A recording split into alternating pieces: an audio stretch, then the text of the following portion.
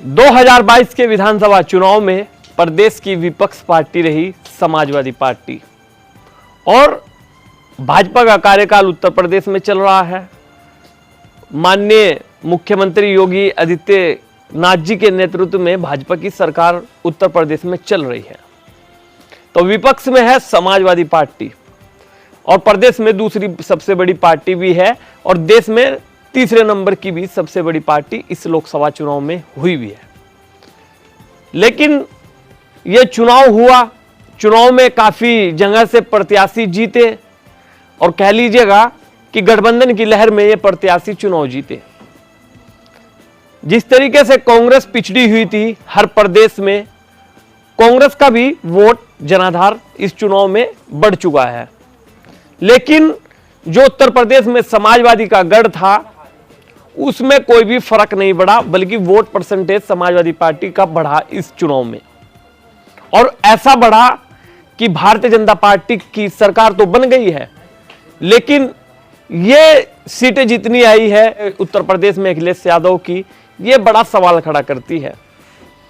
लोगों के अनुमान से कहीं ज्यादा आई है और भारतीय जनता पार्टी के भी अनुमान से कहीं ज्यादा आई है। हालांकि अगर पिछले आंकड़े उठाए जाए तो कांग्रेस पार्टी का उत्तर प्रदेश में लगभग 75 जिलों में हर विधानसभा पे लगभग 5 से 10 हजार ही वोट बचा था। लेकिन उनके अब लोकसभा प्रत्याशी जीत चुके हैं, सांसद बन चुके हैं और कहने लगे हैं कि हम लोगों का ही वोट था और हम लोगों को ये वोट मिल गया है और कांग्रेस की ओर अब लोग जुड़ने लगे हैं। ये चुनाव एक ऐसा बना जिसमें भारतीय जनता पार्टी के खिलाफ इस गठबंधन ने ऐसा मोर्चा खोला कि भैया अगर ये अब की बार पूर्ण बहुमत से सरकार आ गई, 400 पार आ गई, तो ये जो है संविधान खत्म कर देगी। तो लोगों ने जो भाजपा से नाराज थे, भाजपा के नेताओं से नाराज थे, तो उन्होंने सोचा कि भाई अगर भारतीय जनता पार्टी 400 पार का नारा दे रही है, कहीं यह आ जाए तो हम लोगों का संविधान भी खतरे में आ जाएगा। हालांकि इस देश में बाबा भीमराव अंबेडकर का ही संविधान चलता है, बाबा भीमराव अंबेडकर की ही जो बातें लिखी हुई है वही मानी जाती है। लेकिन जो लोग थे उन्होंने एकदम हल्ला मचा दिया, विपक्ष के नेताओं ने हल्ला मचा दिया कि अब की बार तो संविधान ही खतरे में है। और जो वोट भारतीय जनता पार्टी पे जाना था वो वोट कहीं ना कहीं गठबंधन के प्रत्याशियों को मिला। अब आप बात करें बहुजन समाज पार्टी की, बहुजन समाज पार्टी पूरे देश में विफल रही, यानी कि वोट परसेंटेज और भी ज्यादा डाउन आ गया।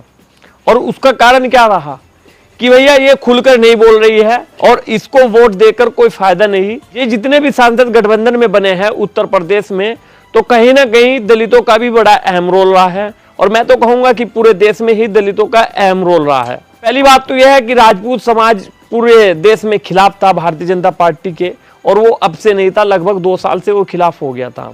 उनके बड़े बड़े नेता भी जो है खिलाफ थे, वे चाहे भारतीय जनता पार्टी में रहे, लेकिन उनका पूरा मन नहीं था भारतीय जनता पार्टी में, क्योंकि राजपूत समाज ने पहले ही इसके खिलाफ भारतीय जनता पार्टी के मोर्चा खोल दिया था और एकता का संदेश भी दिया।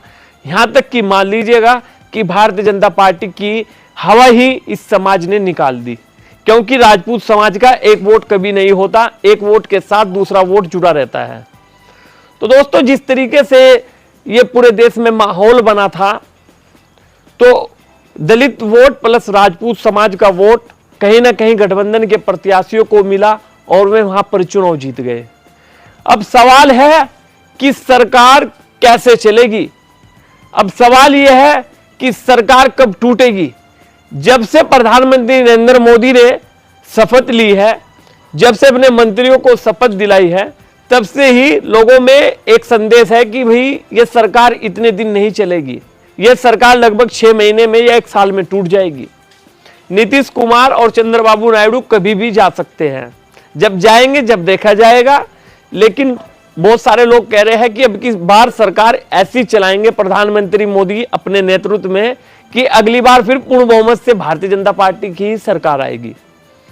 तो दोस्तों, अगर आपको मेरी न्यूज अच्छी लगी हो तो चैनल को सब्सक्राइब करें और मेरे फेसबुक पेज पर नया है तो उसको भी फॉलो करें। मिलता हूं आपको किसी नई वीडियो के साथ, तब तक के लिए शुक्रिया।